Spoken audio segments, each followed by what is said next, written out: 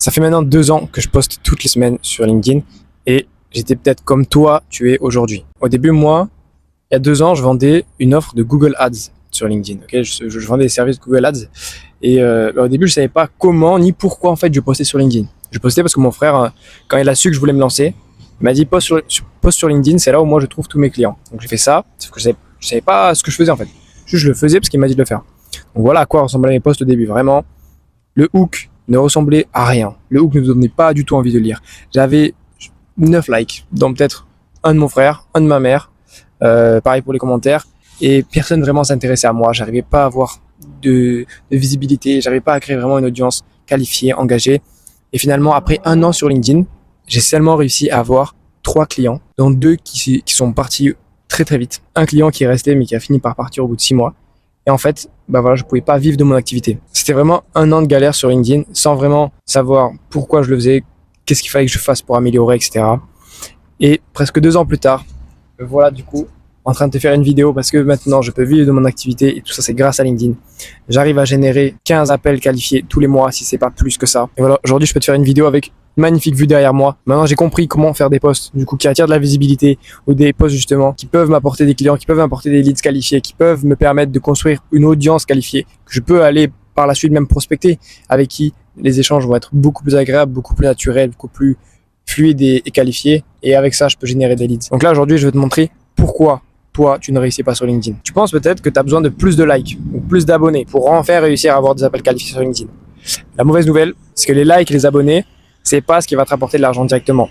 Et la bonne nouvelle du coup, c'est que tu n'as pas besoin d'être viral ou d'avoir 10 000 abonnés. Okay, pour commencer à générer rien que 10 appels qualifiés minimum tous les mois grâce à LinkedIn. Et je vais te montrer justement les 3 raisons pour lesquelles tu as 0 résultat et comment tu peux changer ça. Premièrement, tu ne connais sûrement pas ta cible. Okay, si tu n'arrives pas avoir plus d'engagement, plus de visibilité, plus de commentaires qualifiés, plus de clients finalement grâce à LinkedIn et que tu ne sais pas quoi poster, c'est que tu ne connais pas ta cible. Okay, tu as déjà sûrement entendu cette phrase, si tu parles à tout le monde, tu parles à personne. Et elle est vraie, d'accord? Il faut toujours te demander quand tu écris un post, est-ce que ça va vraiment parler à ma cible? Est-ce que ma cible va se reconnaître dans ce que je dis? Okay, parce que peu importe qui est ta cible, si tu connais pas vraiment ses douleurs, ses désirs, ses frustrations les plus profondes, tu vas jamais réussir à parler directement à ta cible avec tes posts. Ils vont jamais se reconnaître à travers tes posts. Ok, donc si tu connais pas tout ça, tu ne connais pas ta cible. Il faut que tu saches exactement quel type de scénario ta cible elle vit au quotidien et qu'à chaque fois qu'elle revit ces scénarios, en fait, ça la replonge dans ses problèmes et ça lui fait revivre les émotions du coup que provoque ce genre de problème chez elle. Donc par exemple, moi je cible les coachs en ligne qui ont une offre B2B. À la base, j'étais plus précis. Maintenant, avec les clients que j'ai eu et tout ça, je peux me permettre de cibler un peu plus large, mais j'essaie quand même de rester assez niché. Donc c'est les coachs en ligne B2B. Donc moi je connais exactement ces frustrations. Donc ils ont pas assez d'appels. Là j'ai mis 0 appel, ils ont peut-être pas assez d'appels. Ils postent trop de contenu au hasard, ils savent pas quoi faire parce qu'à la base c'est juste des coachs, c'est pas des créateurs de contenu. Ok, ils ont des revenus instables. Il y a un mois ils font 2K, un mois ils font rien, un mois ils font 1K. Ils peuvent pas vraiment vivre de leur activité sereinement.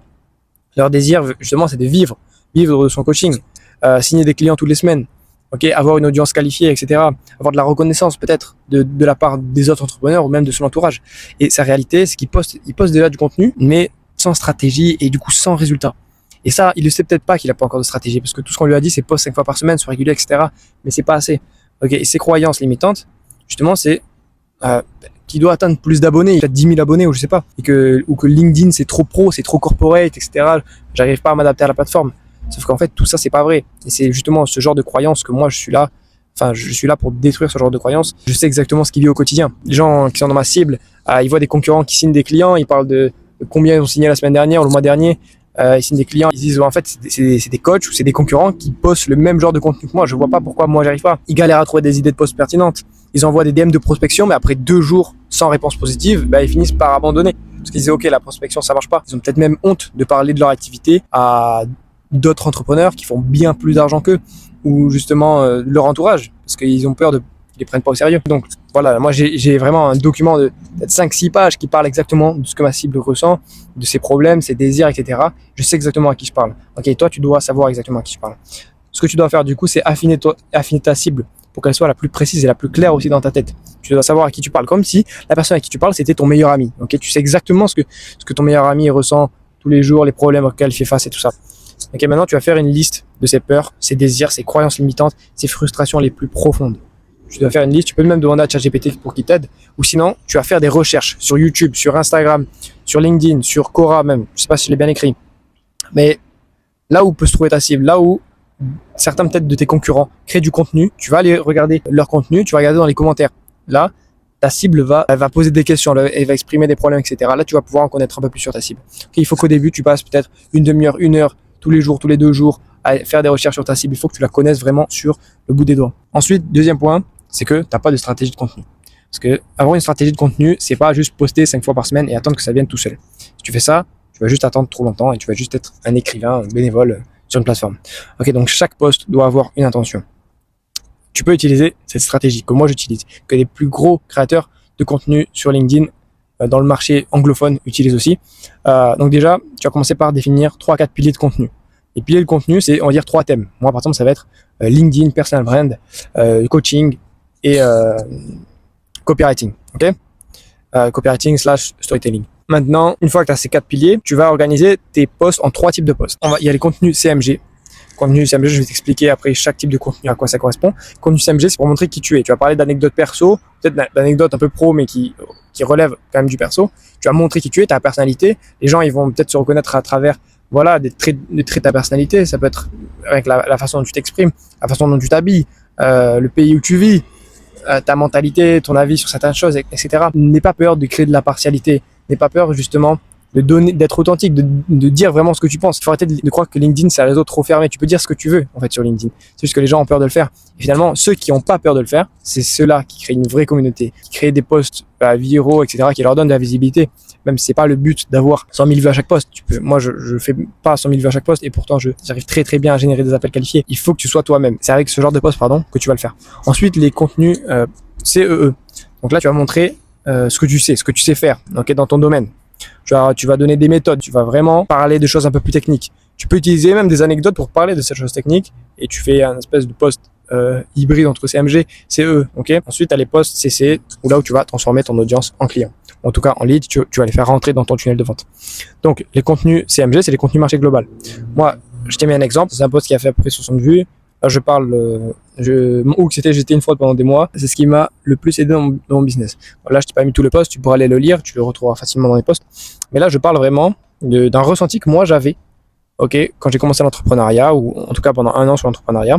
Et c'est un ressenti dont pas tout le monde ose parler, parce que c'est français, mais t'as compris. Voilà, en fait, là, vraiment, je parle de ma personnalité, je parle de mes émotions, etc. Et les gens, ils vont peut-être il y a des gens qui se reconnaissent par là. Et ensuite, j'oublie pas quand même de faire un lien à la fin entre cette anecdote, ce post et mon offre, mon domaine, etc. Comment je peux aider ma cible. Et ensuite, je mets toujours un call to action à la fin. Maintenant, contenu, expertise et éducatif. Donc ça, c'est les posts CEE.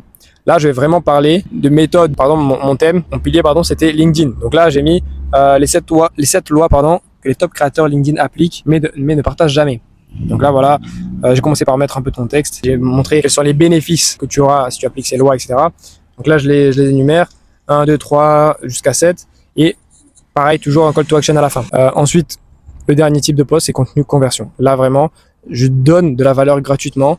Par exemple, là, je montre comment avoir 90 idées de post LinkedIn en utilisant l'IA en 10 minutes. Donc là, je montre étape par étape. J'ai mis que l'étape 1, je vais pas vous mettre tout le carrousel. Et là, vraiment, à la fin, le but, c'est que moi, je puisse leur donner un truc en plus qui manque pour que vraiment tout ça soit complet, toute cette méthode pour générer ces idées de post soit complet. Moi, c'était un prompt ChatGPT. Donc là, à la fin, je dis, voilà, je peux pas tout mettre dans le carrousel. Donc, si tu veux le prompt, écris-moi prompt en commentaire, je vais te l'envoyer. Et là, les gens, il y a plusieurs personnes qui m'ont écrit prompt, qui ont demandé par message, etc. Ensuite, quand ils m'ont demandé mon lead magnet, donc là, en l'occurrence, c'était le prompt. Des fois, c'était carrément des templates d'idées, des templates de posts déjà prêts. Par exemple, je leur envoie et 2-3 jours après, je leur envoie un message. Alors, est-ce que tu as pu tester ça? Nanana, est-ce que tu as des questions? Qu'est-ce que tu en dis des résultats, etc. Et là, ça me permet justement d'ouvrir une conversation avec des gens qui ont déjà consommé mon contenu. Ok, ils savent déjà ce que je fais, je suis légitime et c'est beaucoup plus facile après d'avoir des discussions naturelles, fluides, sincères avec des gens qui connaissent ma valeur. Troisième point, c'est tu ne sais pas comment fonctionne LinkedIn. Parce que c'est pas comme Instagram, c'est pas comme TikTok, rien que l'ambiance, on va dire, ou le moyen de communiquer, les codes de LinkedIn, c'est pas pareil. Mais en tout cas, l'algo n'est sûrement pas responsable de ton manque de visibilité. Tu ne fais juste pas les actions nécessaires ou sinon tu les fais pas assez régulièrement. Donc les bonnes pratiques sur LinkedIn, déjà, premièrement, optimise ton profil. Optimise ton profil pour qu'on sache ce que tu fais, pour qui et comment tu le fais. Donc avec une bannière claire, une photo de profil simple, clair, petit trait en fond si tu veux. Pas de photo de groupe, pas de photo en soirée ou je sais pas quoi. Une photo quand même qui reste professionnelle, mais ça dépend le thème que tu veux, le ton sur lequel tu veux communiquer. Ton profil, on te l'a déjà dit sûrement, mais c'est comme ta landing page. Donc optimise ton profil au mieux, garde-le simple. Ensuite, tu dois commenter 10 à 15 posts de ta niche et de tes concurrents. Donc là, je sais, il y en a, ils me disent, ouais, moi je veux pas le faire, ça fait hypocrite, je veux pas commenter juste pour commenter. Si tu veux pas faire ça, bah, tu peux juste aller sur notre réseau. Ok, parce que si tu commences, si t'as pas une très très grosse audience, si tu n'es pas Iman Gadi, si tu n'es pas Alex Hormozy ou je sais pas qui, tu dois le faire. Tu dois faire ce genre d'action. Et en fait, justement, tu vas penser que c'est hypocrite et tout ça, parce que justement, tu vois des gens qui commentent tes posts à toi, ou tu as déjà commenté des posts en disant juste super post, ou je suis d'accord, exactement, etc. Et en fait, c'est des commentaires qui n'apportent rien. Il faut que tu te dises que en fait, tu pourrais juste poster des commentaires de qualité, en apportant de la valeur, et tu n'aurais peut-être même pas à poster du contenu. En tout cas, tu pourras en poster moins. Le but, évidemment, c'est de maximiser la visibilité. Donc, c'est de toujours poster au plus, enfin, 4 à 5 fois par semaine. Mais en fait, les commentaires, il faut vraiment que ce soit comme des mini-posts sous les posts de tes concurrents, sous les posts de ta niche, pour que justement tu prouves ta valeur, t'apportes ton avis, ton point de vue sur certains sujets, et que ce soit des commentaires pertinents. Prends le temps de faire ça. Prends le temps de faire ça, tu verras que ta visibilité, elle va doubler. Et commente aussi les bons posts. Si c'est quelqu'un qui n'est pas du tout de ta cible, ça sert à rien de commenter. Ok, donc fais-toi une liste de 3-4 concurrents qui sont vraiment actifs sur LinkedIn. Commente leurs posts dès qu'ils postent, ok, avec des commentaires constructifs, des commentaires où tu apportes de la valeur. Ensuite, envoie 20 demandes de connexion tous les jours, des demandes ciblées. En tout cas, entre 0 et 3000 abonnés, t'es pas obligé que ce soit hyper ciblé, mais quand même, vaut mieux pas prendre des gens qui sont pas du tout dans ta cible, parce que ça pourrait ruiner après ton reach, etc. Et ensuite, tu envoies autant de messages de prospection possible tous les jours. En fait, tu peux envoyer autant de messages que tu as réussi à faire rentrer de gens dans ton réseau.